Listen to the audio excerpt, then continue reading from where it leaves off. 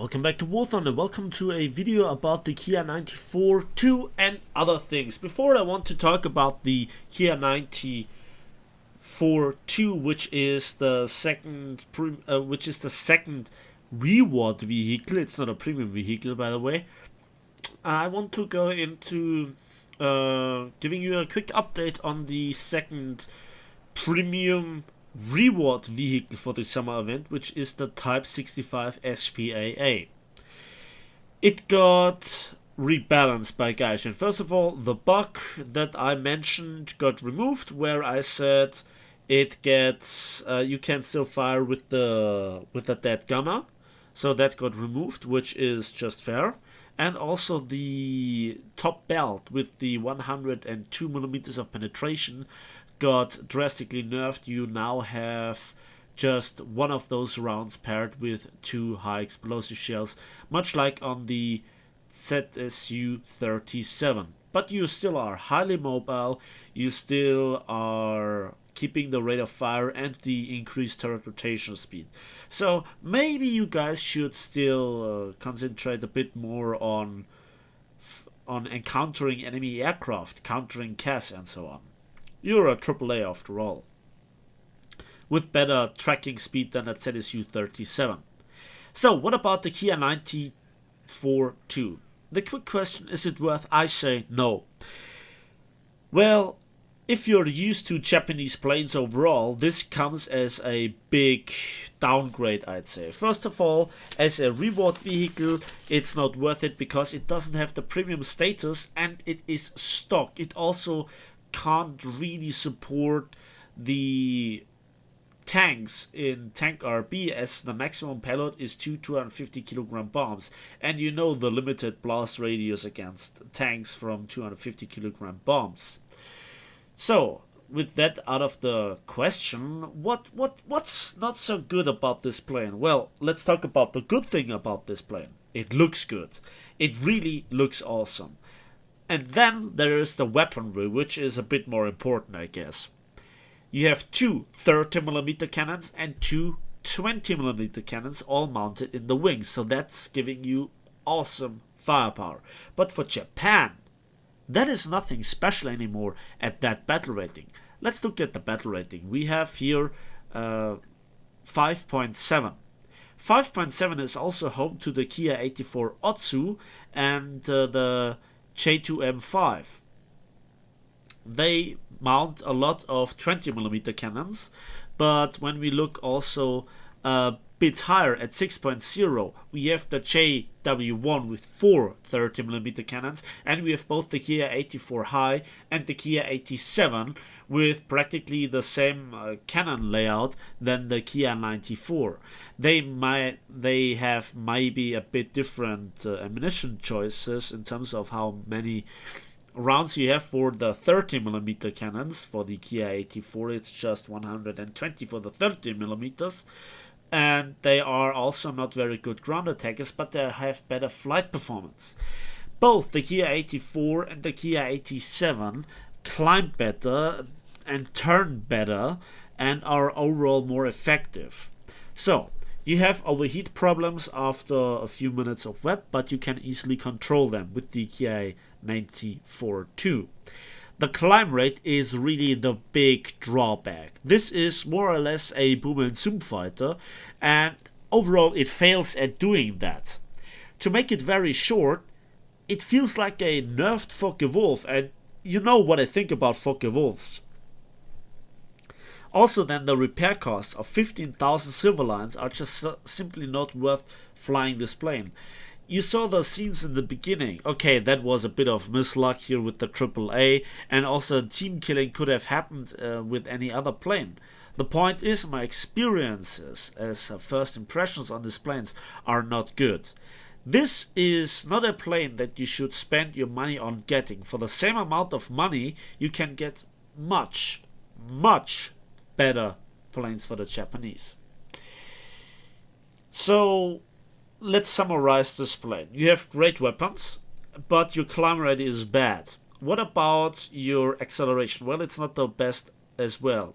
What about your dive speed? It's okayish, and at higher speeds you still can deploy your flaps up to over 500 kilometers an hour. I actually never managed to rip them off, but then you lose a lot of speed, so the energy retention overall in every given situation is not the very best. The controllability sometimes lags behind the expectations, and all you get are the easy kills, like on this Yak 3.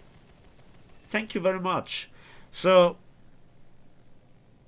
when you compare it to many other planes, it gets massively outclimbed, it gets easily outturned, the controllability is bad, it's feeling like a Focke-Wulf slash Bf-109 flight model hybrid that lacks the climb speed, so you know where I'm going. The difficulty is not to shoot somebody down, but to get guns on target in the first place, and not to get shot down in return.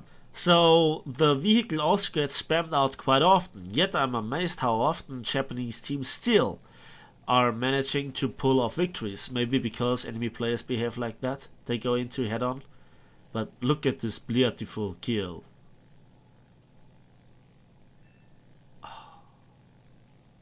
I love it. So, moving on.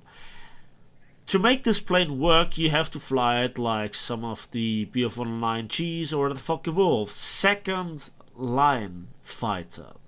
You let other go into dogfights, into maneuvers, to bait down the enemy players that are at higher altitude, and then you stick together and shoot them down with great teamwork effort while they come at you one at a time, or just throw themselves in head-ons, as you just could see. In a 1 versus 1 against a average player, you have a very hard time. When I'm not even quite sure who would win if you would make a team full of Ki-94s and German planes, who would win? I guess the Germans actually have the advantage due to the better climb rate.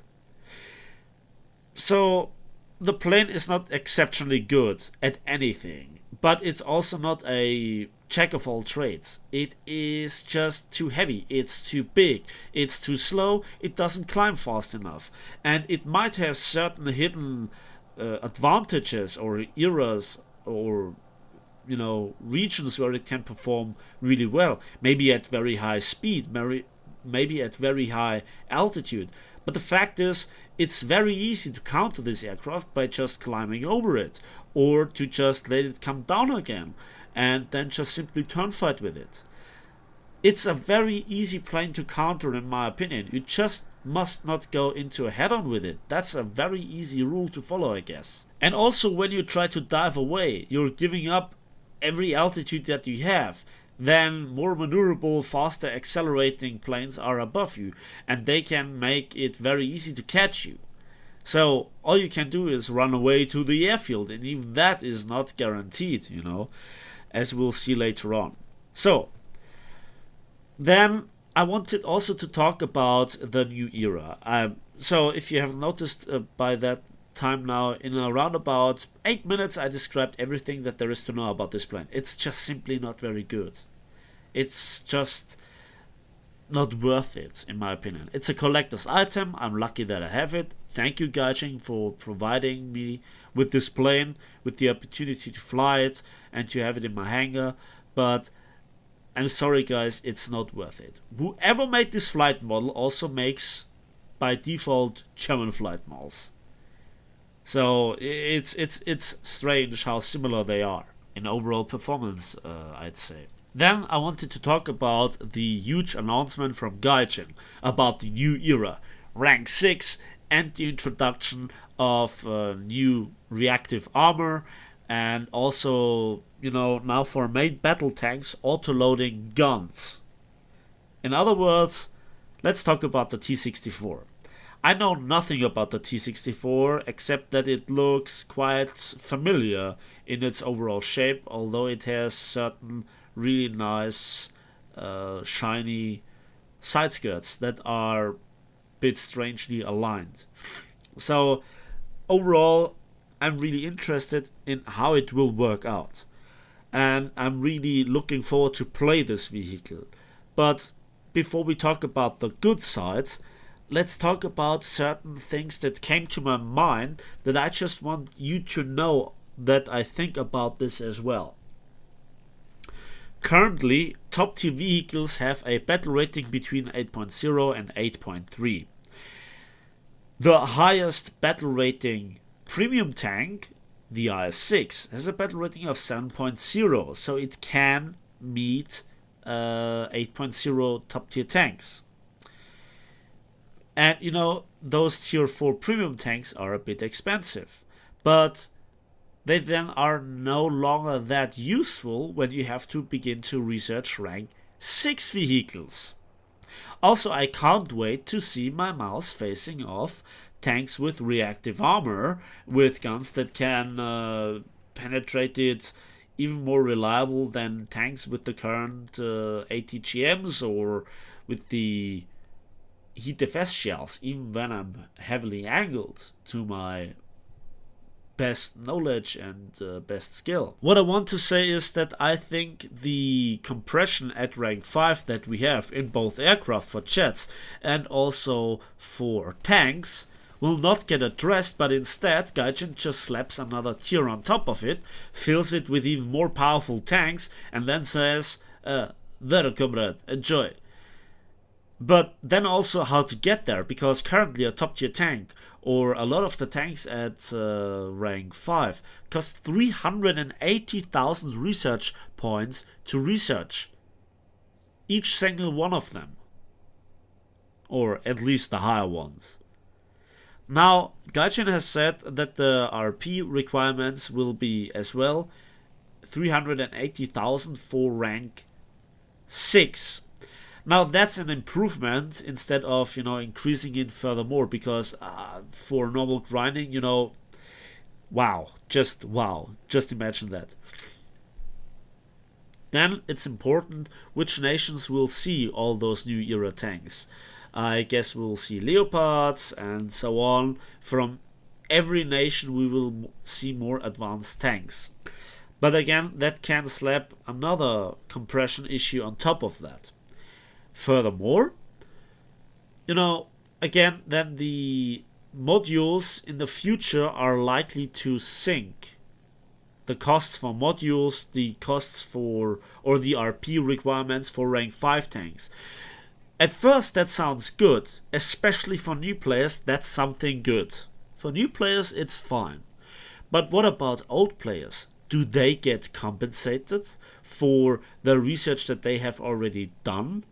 For the modules that they purchased for then the higher price as they will cost then in the future? Maybe even in patch 1.73 or something? Is there any compensation, or says Gaijin, well, that's the money, here we go.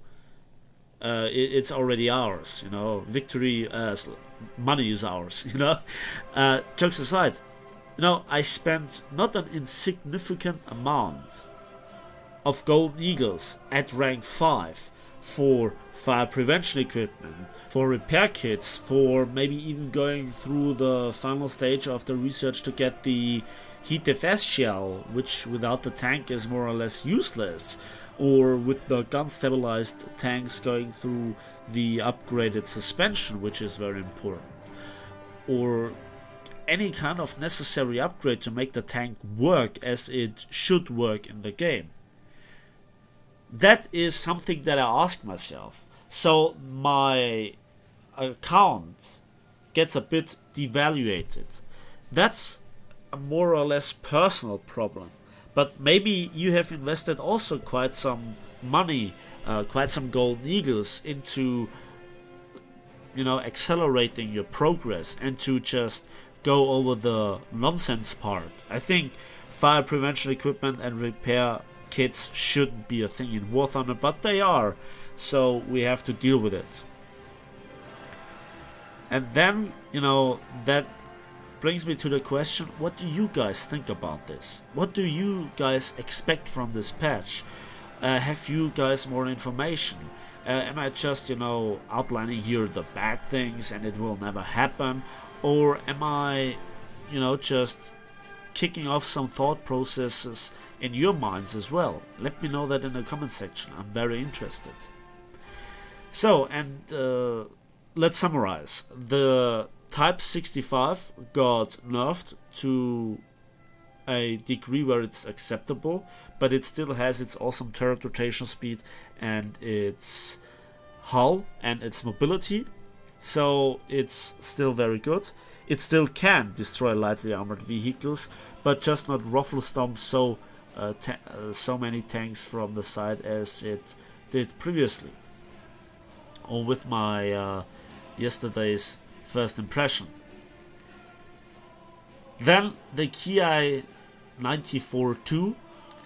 Well, it's not what I wanted it to be, but I think for a change it's something good that we don't see a Japanese plane ruffle stomping over the competition. And then the new era that Gaijin has announced, we will see. As usual, that's it for me today. Thanks for watching, thanks for listening. Don't forget to post a comment in the comment section about the topics I just talked about. Give this video a like if you did, subscribe if you want to see more, and we will see each other in the skies and on the battlefields of War Thunder.